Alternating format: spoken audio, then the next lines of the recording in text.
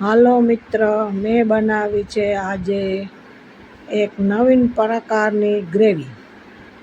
તો એ મેં ગ્રેવી બનાવી છે. તો પહેલાં મેં લોઢીમાં ટમેટાં, પછી મરચાં, લસણ, ડુંગળી બધુંય મેં તેલ નાખી ને સરસ મજાનું સતળાવી લીધું છે. ને સરસ મજાનું સતળાઈ ગયા પછી મેં એને સરસ મજાના મિક્સરમાં ફેરવી નાખ્યું છે. જો તમે જોઈ શકો છો કે હજી મારા ટમેટાં બધું સરસ મજાનું સતળાઈ રહ્યું છે. હવે આ મિક્સરમાં ફેરવાઈ ગયેલી ગ્રેવી છે તેને મેં પાછી લોઢી ઉપર સરસ મજાની સતળાવી દીધી છે.